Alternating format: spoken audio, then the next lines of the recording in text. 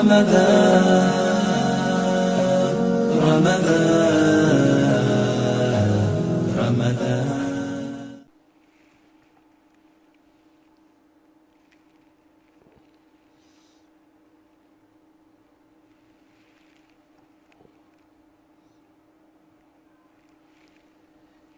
اللہ الرحمن الرحیم الحمد للہ رب العالمین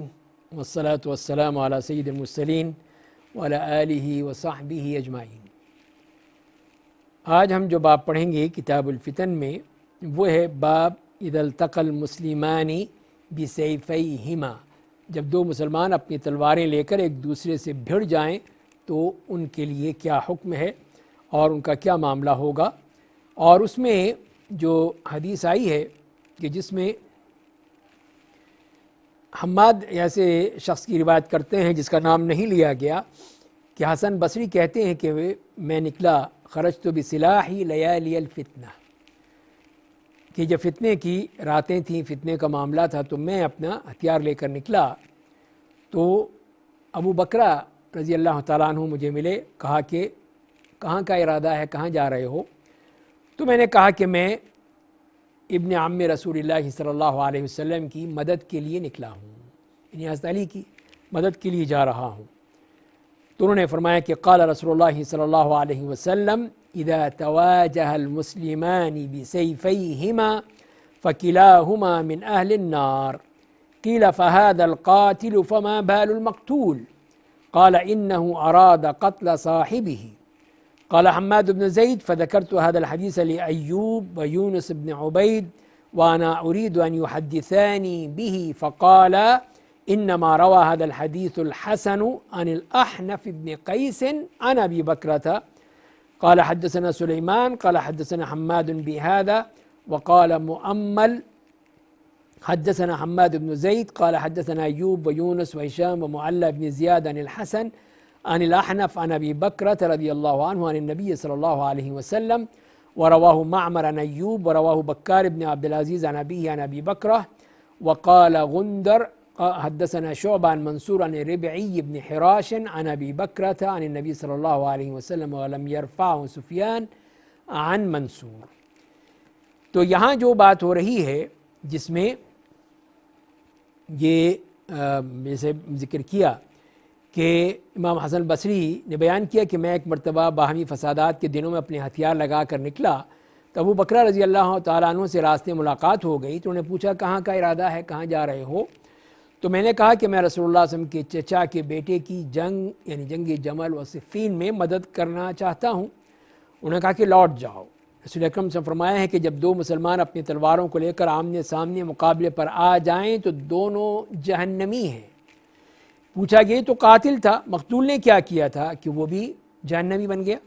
فرمایا کہ وہ بھی اپنے مقابل کو قتل کرنے کا ارادہ کیے ہوئے تھا، نیت اس کی بھی یہی تھی۔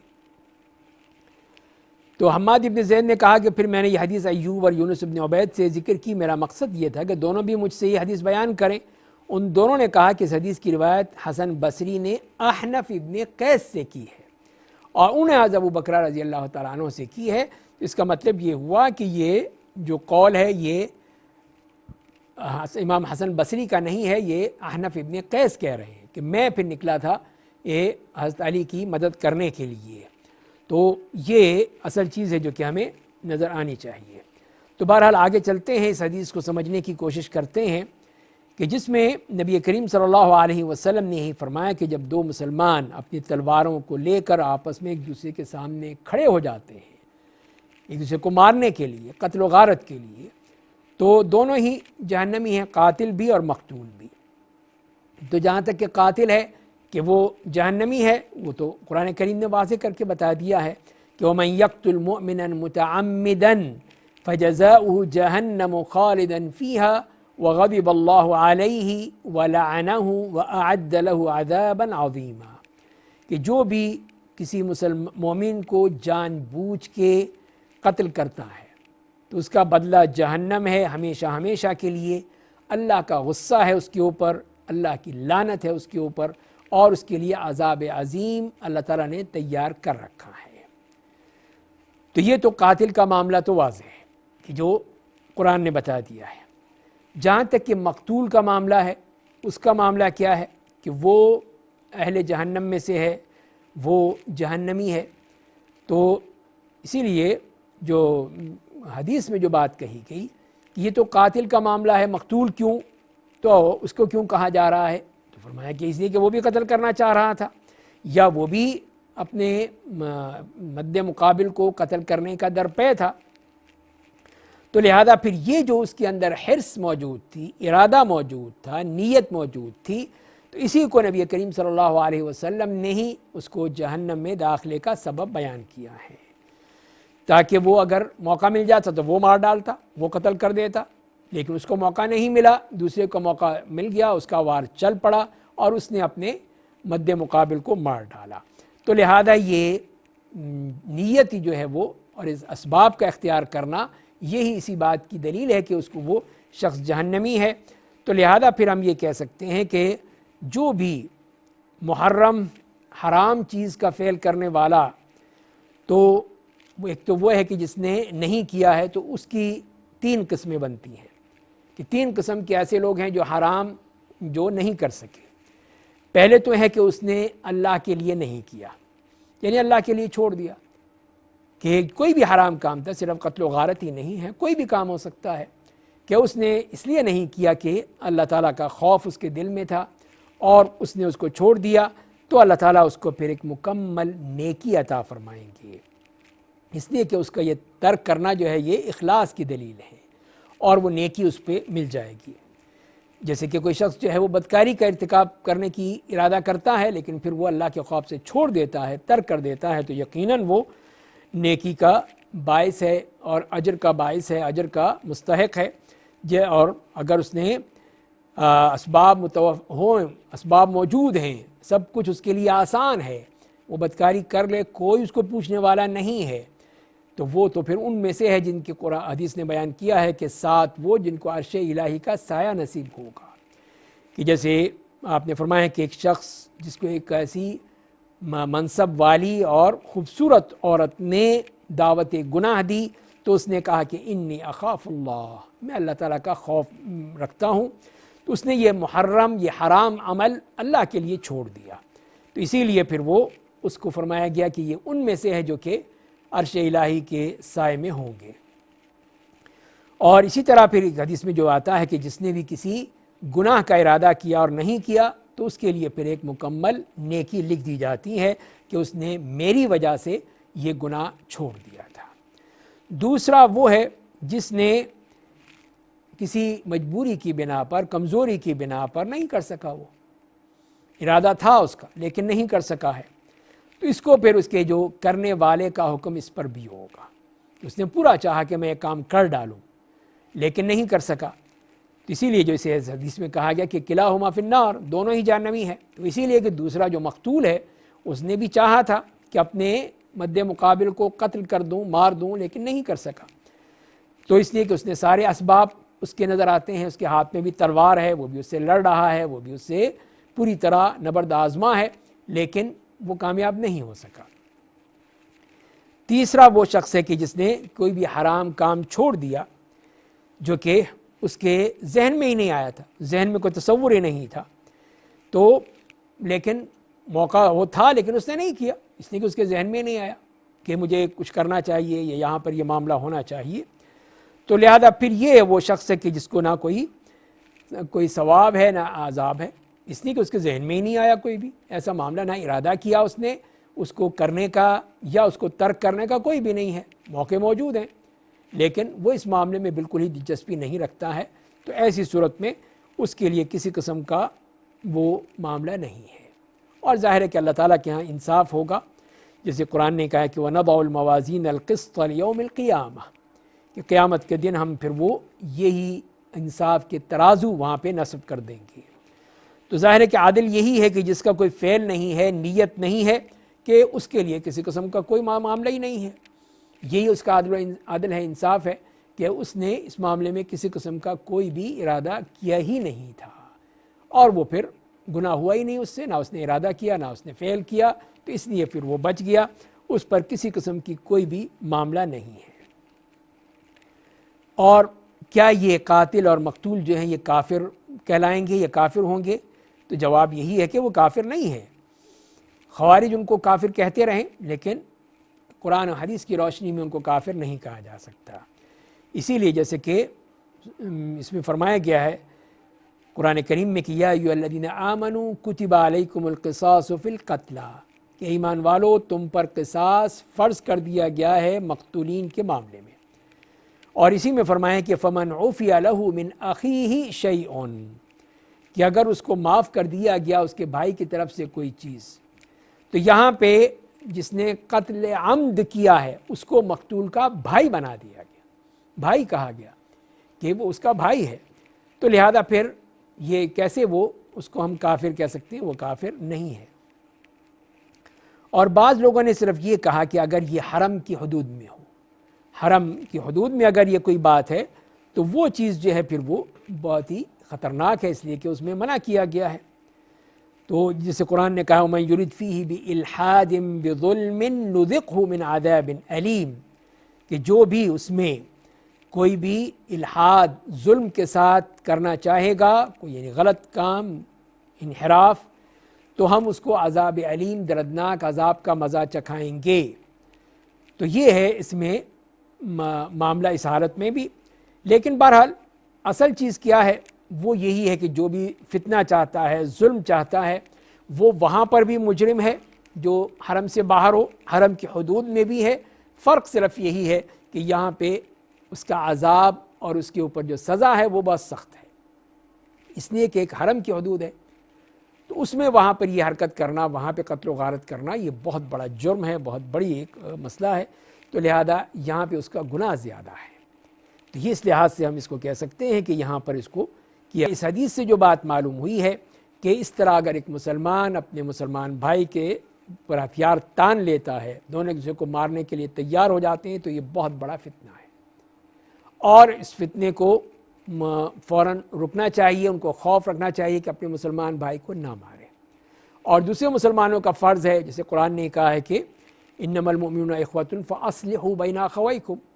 کہ مومن جو ہیں آپس میں بھائی بھائی ہیں، تو اپنے مسلمان بھائیوں میں اصلاح کرو۔ تو اسی لیے اگر مسلمان دیکھتے ہیں کہ دو مسلمان بھائی لڑ رہے ہیں، چاہے وہ دو اکیلے ہوں یا دو جماعتیں ہوں، دو قبیلے ہوں، دو خاندان ہوں، اب وہ آپس میں دست و گریباں ہیں، ایک دوسرے کو قتل کرنے کے درپے ہیں، جیسے ہمارے ہاں ہوتا ہے کہ اس طرح کی لڑائیاں، جھگڑے، قتل و غارت جو ہیں وہ نسل در نسل چلتے ہیں اور ختم نہیں ہوتے۔ تو اسی لیے پھر ان کو کس طرح ختم کیا جا سکتا ہے؟ وہ اسی طرح سے کہ یہ بتایا جائے کہ دونوں ہی جہنم میں آئیں گے، چاہے کوئی بھی ظالم ہے یا مظلوم ہے، قاتل اور مقتول دونوں ہی ایک دوسرے کے نبرد آزما ہیں، کہ اس کا موقع ملے تو وہ مار ڈالے گا، اس کا موقع ملے تو یہ مار ڈالے گا، تو یہ تو ظاہر بہت ہی خطرناک علامت ہے۔ اسی لیے اس کو جہنم کا ایندھن بننے کا حکم بتایا نبی کریم صلی اللہ علیہ وسلم نے۔ تو یہ بھی ایک فتنہ کہ آپس میں مسلمان لڑیں، اور دوسری بات یہ ہے کہ دوسرے مسلمان تماشا دیکھیں یا ان کو نہ روکیں، یہ اور بڑا جرم ہے، وہ بھی اللہ کے ہاں پکڑے جائیں گے کہ انہوں نے کیوں نہیں اس کو روکا ہے۔ اس کے بعد اگلی حدیث میں آتے ہیں، باب کیف الامر اذا لم تکن جماعہ، کہ فرمائے جب کسی شخص کی امامت پر اعتماد نہ ہو تو لوگ کیا کریں۔ تو یہ حدیث جو اس میں لائے ہیں حضرت حذیفہ ابن الیمان رضی اللہ تعالیٰ عنہ کی، وہ یہ کہتے ہیں کہ کان الناس یسألون رسول اللہ صلی اللہ عن الخیر وکنت اسألہ عن الشر مخافة ان یدرکنی فقلت یا رسول اللہ انا كنا فی جاہلیۃ وشر فجاءنا اللہ بهذا الخیر فهل بعد هذا الخیر من شر قال نعم قلت وهل بعد ذلك الشر من خیر قال نعم وفيه دخن قلت وما دخنه قال قوم يهدون بغير هدي تعرف منهم وتنكر قلت فهل بعد ذلك الخير من شر قال نعم دعاة على أبواب جهنم من أجابهم إليها قذفوه فيها قلت يا رسول الله صفهم لنا قال هم من جلدتنا ويتكلمون بألسنتنا قلت فما تأمرني إن أدركني ذلك قال تلزم جماعة المسلمين وإمامهم قلت فإن لم يكن لهم جماعة ولا إمام قال فاعتزل تلك الفرق كلها ولو أن تعض بأصل شجرة حتى يدركك الموت وأنت على ذلك۔ تو یہ وہ حدیث ہے جس کا ترجمہ یہ ہے کہ حضرت حذیفہ بن الیمان رضی اللہ تعالیٰ عنہما فرماتے ہیں کہ رسول اللہ صلی اللہ علیہ وسلم سے لوگ خیر کے بارے میں پوچھا کرتے تھے، لیکن میں شر کے بارے میں پوچھتا تھا، اس خوف سے کہ کہیں میری زندگی میں ہی شر نہ پیدا ہو جائے۔ میں نے پوچھا کہ یا رسول اللہ، ہم جاہلیت اور شر کے دور میں تھے، پھر اللہ تعالیٰ نے ہمیں اس خیر سے نوازا، کیا اس خیر کے بعد پھر شر کا زمانہ آئے گا؟ تو نبی کریم صلی اللہ علیہ وسلم نے فرمایا کہ ہاں۔ میں نے پوچھا کیا اس شر کے بعد پھر خیر کا زمانہ آئے گا؟ تو نبی کریم صلی اللہ علیہ وسلم نے فرمایا کہ ہاں، لیکن اس خیر میں کمزوری ہوگی، کچھ ملاوٹ ہوگی، کچھ کمی ہوگی۔ میں نے پوچھا کہ وہ کمزوری کیا ہوگی؟ فرمایا کہ کچھ لوگ ہوں گے جو میرے طریقے کے خلاف چلیں گے، ان کی بعض باتیں اچھی ہوں گی لیکن بعض میں تم برائی دیکھو گے۔ میں نے پوچھا پھر دور خیر کے بعد دور شر پھر آئے گا؟ تو فرمایا کہ ہاں، جہنم کی طرف بلانے والے دوزخ کے دروازوں پر کھڑے ہوں گے، جو ان کی بات مان لے گا وہ اس میں انہیں پھینک دیں گے۔ میں نے کہا یا رسول اللہ، ان کی کچھ صفت بتا دیجئے۔ فرمایا کہ وہ ہمارے ہی جیسے ہوں گے اور ہماری ہی زبان بولیں گے۔ میں نے پوچھا اگر میں نے وہ زمانہ پایا تو آپ مجھے ان کے بارے میں کیا حکم دیتے ہیں، مجھے کیا کرنا چاہیے؟ فرمایا کہ مسلمانوں کی جماعت اور ان کے امام کے ساتھ رہنا۔ میں نے کہا اگر مسلمانوں کی جماعت نہ ہو اور نہ ان کا کوئی امام ہو، فرمایا کہ پھر ان تمام لوگوں سے الگ ہو کر خاتم جنگل میں جا کر درختوں کی جڑیں چبانی پڑیں، یہاں تک کہ اسی حالت میں تمہیں موت آ جائے۔ تو یہ بہت ہی اہم بات ہے، بہت ہی اہم حدیث ہے جو کہ ہمیں بیان کی ہے حضرت حذیفہ بن الیمان رضی اللہ تعالیٰ عنہ۔ اور جیسے کہ ہم جانتے ہیں کہ حضرت حذیفہ بن الیمان جو کہ نبی کریم صلی اللہ علیہ وسلم کے صاحب سر تھے، رازدان رسول کہا جاتا ہے ان کو، اور ان کو نبی کریم صلی اللہ علیہ وسلم نے منافقین کے بارے میں بتایا تھا، یہاں تک کہ حضرت عمر رضی اللہ تعالیٰ ان سے کہتے تھے کہ کہیں میرا نام تو نہیں ہے اس لسٹ میں۔ دیکھیے کیا معیار سمجھتے تھے وہ، کہ کہیں کوئی منافقی کی علامت تو نہیں آ گئی، کہیں میرا نام تو نہیں آ گیا۔ تو یہ تو حضرت عمر رضی اللہ تعالیٰ عنہ کا معاملہ ہے کہ وہ اپنے اوپر نفاق سے کتنا ڈرتے تھے، اس لیے کہ ایک مومن کی یہی شان ہوتی ہے کہ وہ اپنے آپ کو نفاق سے بہت ہی ڈرتا ہے، اور منافق ہی ہوتا ہے جس کو کوئی ڈر نہیں ہوتا، وہ اسی میں اپنے گناہوں میں لگا رہتا ہے۔ لیکن ایک مومن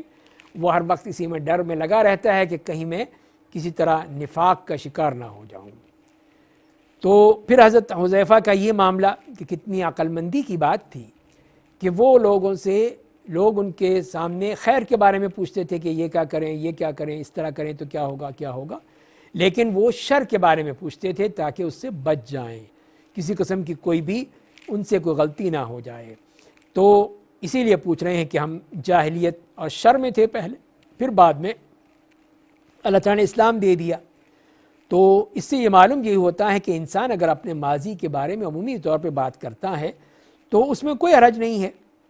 کہ بتانے کے لیے کہ پہلے کس طرح جاہلیت تھی، کس طرح کے مسائل تھے، پھر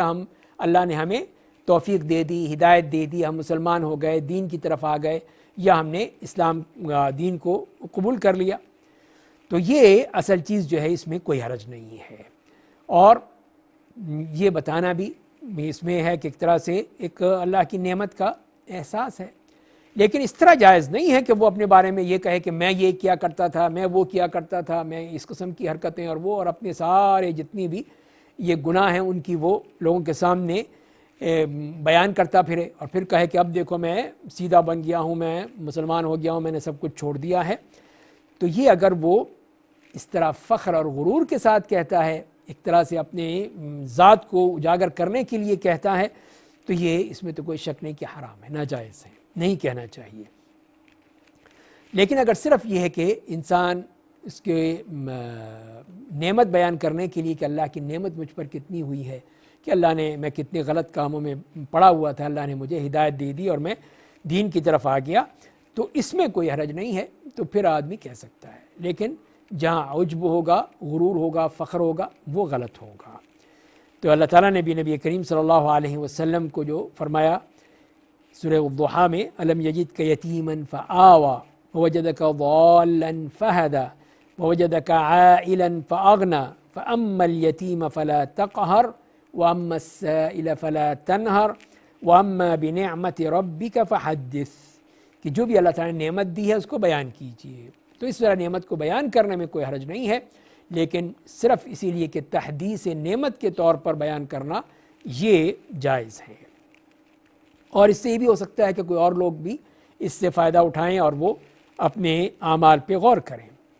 اور اس کے بعد جو انہوں نے کہا کہ پھر ایک اور خیر کے بعد شر آئے گا، لیکن اس میں جو فرمایا کہ اس میں کوئی نہ کوئی کمزوری ہوگی، کمی ہوگی، کوئی گڑبڑ ہوگی، ملاوٹ ہوگی، جس کی وجہ سے وہ خیر جو ہے وہ خالص خیر نہیں ہوگی، اس میں کچھ نہ کچھ گڑبڑ ہوگی۔ تو پوچھتے ہیں کہ پھر وہ کیا ہے، وہ گڑبڑ، وہ خرابی کیا ہے؟ تو فرمایا کہ وہ لوگ جو میری سنت پہ عمل نہیں کریں گے، اچھی باتیں بھی ہوں گی، بری باتیں بھی ہوں گی، دونوں طرح ہوں گے، لیکن اس میں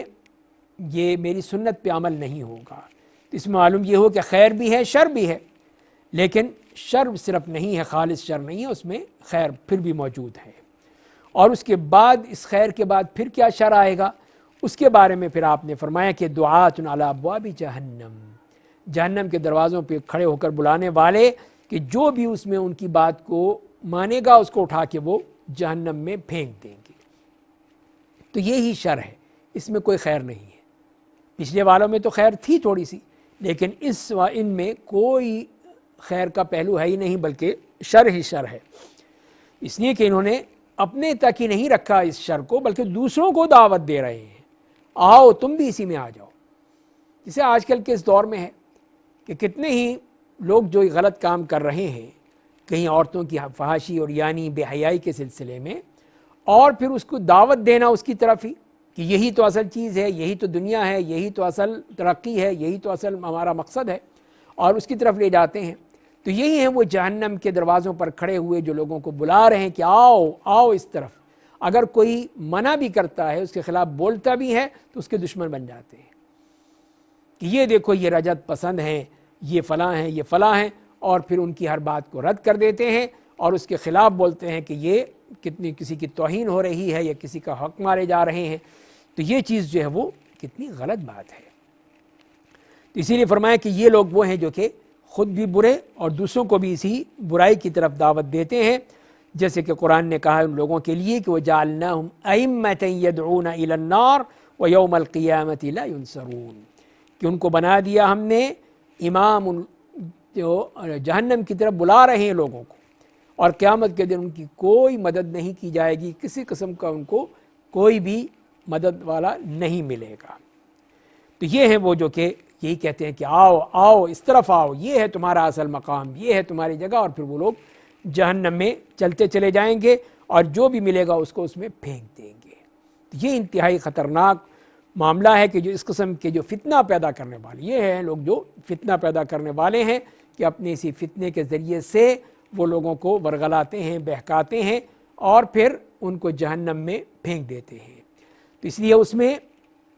جو کہ ہم دیکھتے ہیں کہ اس قسم کے فتنے، ایک تو وہ ہے جو فتنہ شہوات ہے کہ بے حیائی کا اور یعنی کا، فحاشی کا اور جنس کی طرف بلانے کا، یہ وہ شہوات کے فتنے ہیں، جیسے کہ ہم دیکھتے ہی ہیں ہر معاملے میں۔ ابھی مارچ میں بھی جو عورت مارچ کا سلسلہ شروع ہوا تھا، اور جو اس پہ جو انہوں نے طوفان بدتمیزی مچایا تھا، تو یہ ایک وہ فتنہ ہے۔ دوسرا فتنہ جو ہے شبہات کا فتنہ ہے، کہ جس میں طرح طرح کے شبہے پیدا کیے جاتے ہیں دین کے نام پر، اور کہیں سنت کے حوالے سے، کہیں کسی حوالے سے، چاہے جھوٹی روایتیں ہوں، جھوٹی حدیثیں ہوں، ان کے حوالے سے پھر وہ لوگوں کو مختلف خیالات میں ڈال دیا جاتا ہے، مختلف قسم کے ان پہ فتنے، ان کے شبہات پیدا کر دیے جاتے ہیں۔ تو یہ ہے، تو اسی لیے پھر یہ جو بدعات پیدا ہوئیں وہ اسی لحاظ سے ہی پیدا ہوئیں کہ جہاں پہ صحیح احادیث کو چھوڑ کر ضعیف اور جھوٹی احادیث جب لے لی گئی تو ان کی طرف لے گئے، تو کہیں یہ اس قسم کے ملحد لوگ ہیں، کافر ہیں، مشرک ہیں، منافق ہیں، جو کہ اپنے اپنے اسی عمل کی طرف لوگوں کو دعوت دیتے ہیں۔ اور پھر جب حضرت حذیفہ نے کہا کہ ہمیں بتائیے، ان کی علامات بتا دیجئے، تو کہا وہ ہم میں سے ہی ہوں گے، ہماری ہی زبانیں بولیں گے۔ تو چاہے وہ اس زبان کے معاملے میں عربی زبان بولنے والے ہوں، یا آج کل کے اس دور میں ہم مسلمانوں ہی کے حصے میں ہوں، ہمارے مسلمانوں ہی کے دائرے میں ہوں، اور پھر وہ اس قسم کی بات کریں، تو ظاہر ہے کہ یہ پھر بہت ہی خطرناک ہو جاتا ہے۔ باہر سے کوئی آپ کو کوئی بات کہے تو آپ تو پھر بھی سوچیں گے کہ یہ پتہ نہیں میرے کام کی بات ہے یا نہیں ہے، میرے حق میں ہے یا نہیں ہے، لیکن آپ کے ہی ایک بندہ آپ کے ہی گھر میں سے اور آپ کے ہی زبان میں بات کر رہا ہے، اور پھر وہ اس طرح کے فتنے کی بات کرتا ہے، تو یہ انتہائی خطرناک ہو جاتا ہے۔ تو آج بھی ہم دیکھتے ہیں کہ اس قسم کے فتنہ پرداز لوگ جو کہیں قرآن کریم کو سہارا لے کر باتیں کرتے ہیں کہ صرف قرآن ہی کافی ہے، حدیث اور سنت کی کوئی ضرورت نہیں ہے، سب بیکار باتیں ہیں، اور کہیں وہ حدیثوں میں بھی وہ طرح طرح کی اپنی منمانی تعویلات کرتے ہیں اور اس کے ذریعے سے لوگوں کو بھٹکاتے ہیں۔ تو یہی تو وہ لوگ ہیں جو کہ ہم میں سے ہیں اور ہماری ہی زبان بول رہے ہیں، اور پھر ہم میں ہی سے کتنے ہی نوجوانوں کو، بچوں کو، خواتین کو اپنی طرف جو ہے وہ بہکا لیے جاتے ہیں اور لے چلے جاتے ہیں کہ یہ بالکل صحیح کہہ رہے ہیں۔ تو یہ انتہائی خطرناک ہے جو کہ اس میں بتایا گیا ہے۔ اللہ تعالیٰ ان سے ہمیں محفوظ رکھے۔ اس کے بعد فرماتے ہیں کہ حضرت حذیفہ پوچھتے ہیں کہ اگر ایسا ہو جائے تو پھر میں کیا کروں، کہاں جاؤں، کس طرح اپنے آپ کو بچاؤں؟ تو کہا کہ تلزم جماعت المسلمین، مسلمانوں کی اگر کوئی جماعت ہے، مسلمانوں کا امیر المؤمنین ہے، ان کا کوئی گروہ ہے، تو ان کے ساتھ رہو پھر، اس لیے کہ یہی اصل معاملہ ہے۔ نبی کریم صلی اللہ علیہ وسلم نے بھی یہی کہا ہے کہ ائمہ کرام کا ساتھ دو۔ جو ائمہ مراد یہاں پہ جو اگر اس قسم کے حکمران ہیں جو کہ اللہ اور اس کے رسول کے احکام کے مطابق چلنے والے ہیں، تو ان کے ساتھ رہو، وہاں پہ کوئی تفرقہ مت کرو، وہاں پہ کوئی خروج مت کرو، بغاوت مت کرو، اختلاف مت کرو، بلکہ ان کے ساتھ چلتے رہو۔ تو یہ ظاہر ہے کہ وہ ہوا ہے۔ اب یہ امت جو ہے تقسیم ہو گئی، کتنے ہی ملک سے ملک بن گئے، کہاں پہلے ایک خلافت تھی، اب یہ ہیں اس میں طرح طرح کے، کہیں کوئی امارات ہیں، کہیں چھوٹے ملک ہیں، بڑے ملک ہیں، جزیرے ہیں، طرح طرح کے ہیں، لیکن سب وہ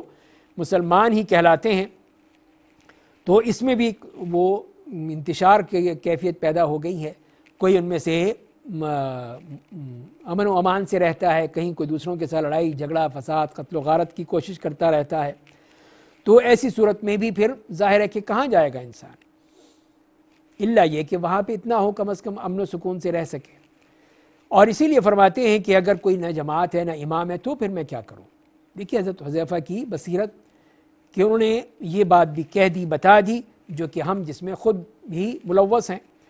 تو انہوں نے کہا کہ ان تمام، اس کا مطلب یہ ہے کہ فرقے ہی فرقے ہیں، ان کے گروپ ہی گروپ بنے ہوئے ہیں، اور مختلف قسم کے دھڑے بنے ہوئے ہیں، دھڑوں میں تقسیم ہو گئی ہے امت،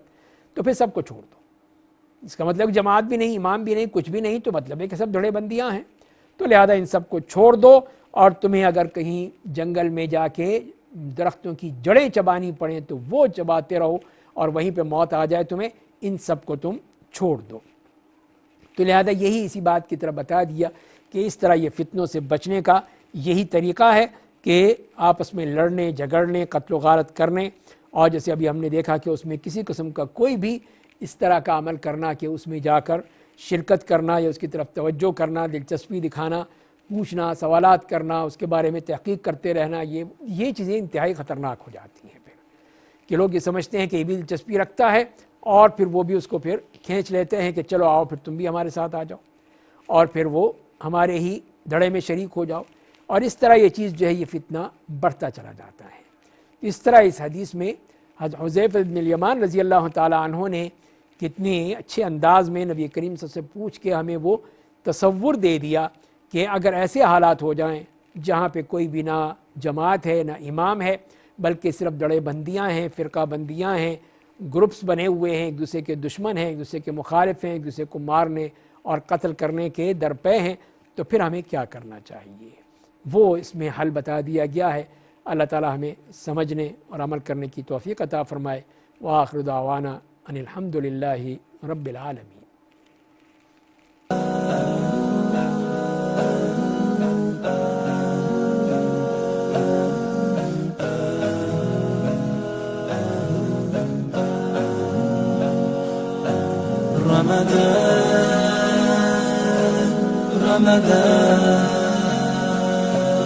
رمضان